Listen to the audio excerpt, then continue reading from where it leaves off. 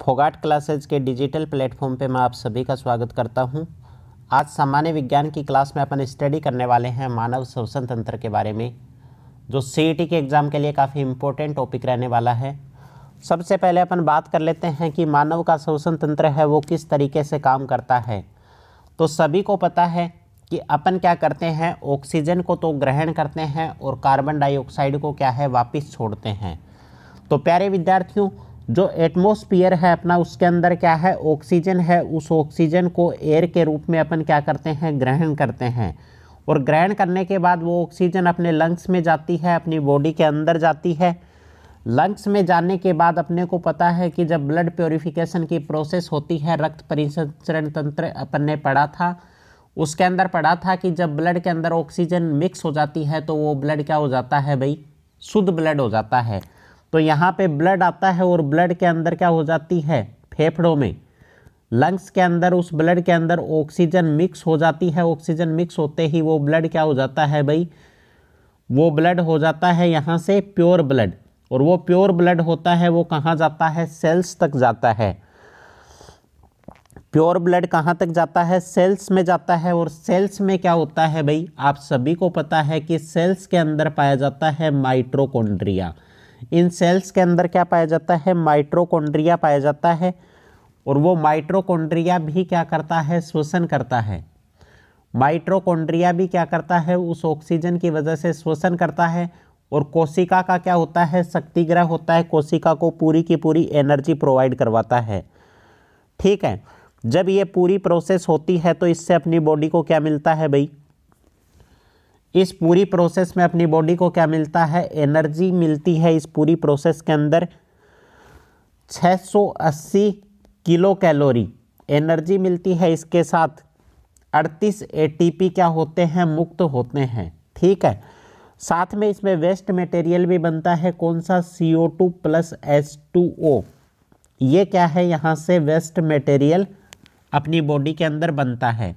तो ये तो पूरी की पूरी प्रोसेस हुई मानव श्वसन तंत्र की।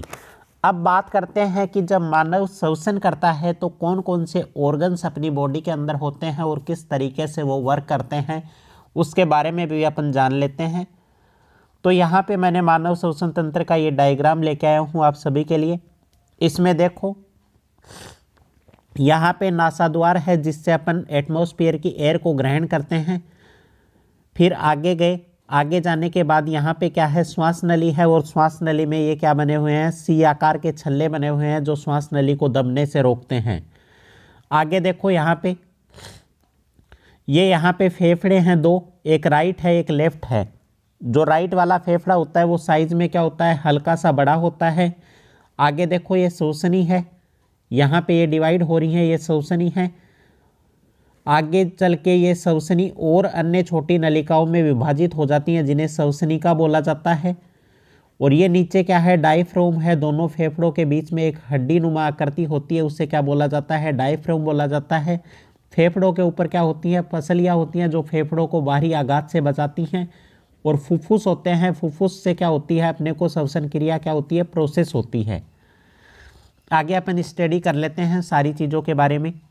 सबसे पहले है सी आकार के छल्ले। इन छल्लों की मैं बात कर रहा हूँ, इन सी आकार के छल्लों की, जो श्वास नली को क्या करते हैं, पिचकने से रोकते हैं। श्वास नली पिचक नहीं पाती है इन छल्लों की वजह से। आगे बात करें दाएं फेफड़े की, दायां फेफड़ा होता है वो क्या होता है, हल्का सा साइज में बड़ा होता है लेफ्ट फेफड़े की बजाय। उसके बाद बात करें अपन प्लूरल कैविटी की। ठीक है, प्लूरल कैविटी की मैं बात करूं तो इसका काम क्या होता है, इसमें एक लिक्विड भरा हुआ रहता है। उस लिक्विड का काम क्या होता है भाई, प्लूरल फ्लूइड भरा होता है जिसका काम होता है अपने जो भी फेफड़े होते हैं उनको बाहरी आघातों से बचाता है, बाहरी कोई भी चोट होती है उससे बचाता है। नेक्स्ट देखो, श्वास नली आगे चलकर दो भागों में विभक्त हो जाती है। ठीक है, और उनको क्या बोला जाता है भाई, उनको बोला जाता है ब्रैंकस।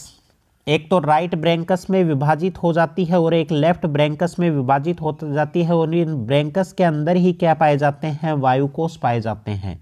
इन ब्रैंकस के अंदर क्या पाए जाते हैं भाई, वायुकोश पाए जाते हैं। श्वास नली पर एक कैप भी लगी होती है। श्वास नली इस तरीके से होती है और इधर से भोजन नली होती है। तो यहाँ पे एक कैप होती है जो श्वास नली और भोजन नली दोनों को क्या करती है, अलग करने का काम करती है। इसी कैप को क्या बोला जाता है, इपीग्लोटिस। उस कैप को क्या बोला जाता है भाई, इपीग्लोटिस के नाम से जाना जाता है, जो भोजन नली व श्वास नली दोनों को क्या करती है, अलग अलग करती है। आगे देखो, जो श्वास होता है श्वसन का मापन, जो श्वसन का मापन यंत्र होता है वो कौन सा होता है भाई, एस्पेरोमीटर। श्वसन मापन यंत्र कौन सा होता है, एस्पेरोमीटर से श्वसन का मापन किया जाता है। श्वसन की अगर दर पूछ ले एग्जाम में तो कितनी होती है, 12 से 20 पर मिनट क्या होती है, श्वसन की दर होती है।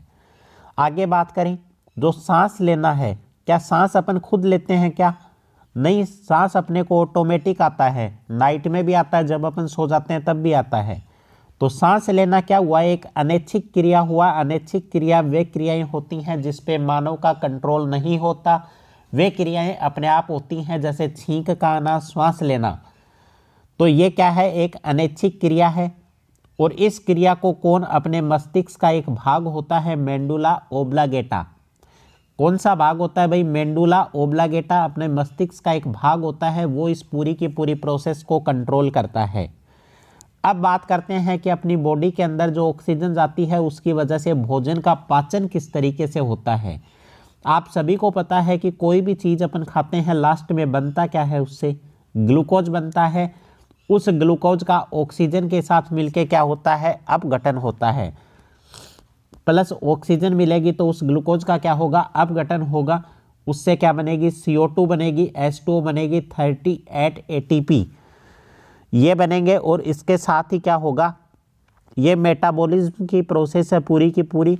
और 686 किलो कैलोरी अपनी बॉडी को क्या मिलेगी, एनर्जी मिलेगी। ठीक है, आगे अपन बात करने वाले हैं।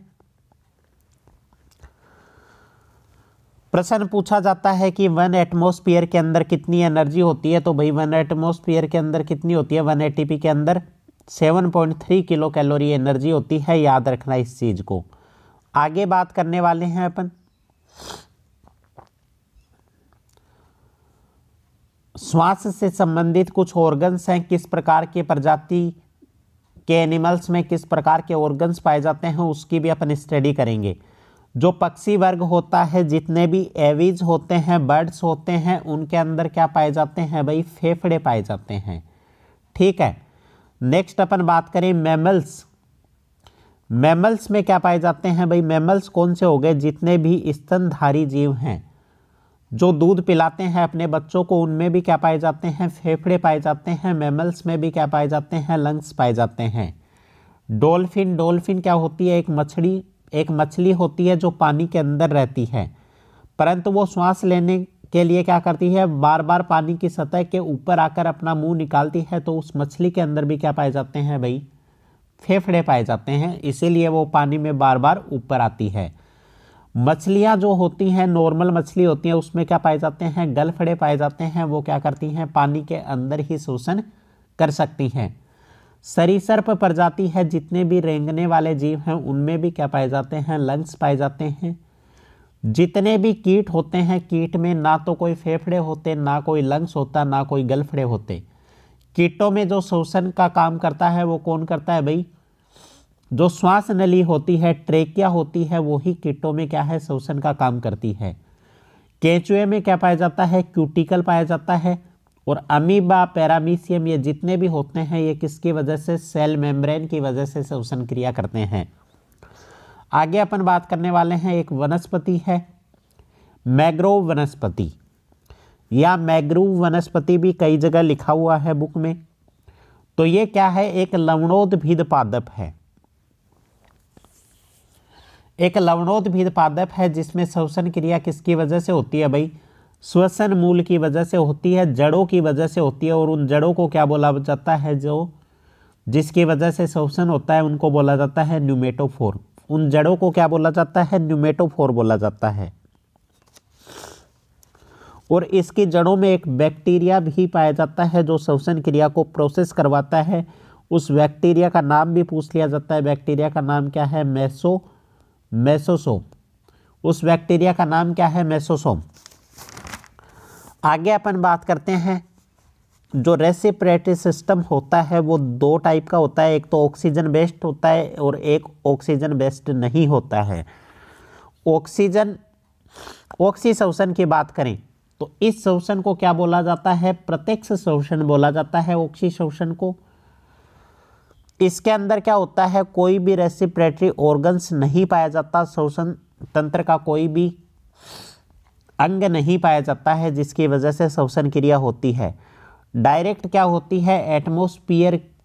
एटमॉस्फेयर की जो ऑक्सीजन होती है वो डायरेक्ट कहाँ चली जाती है? सेल्स में चली जाती है।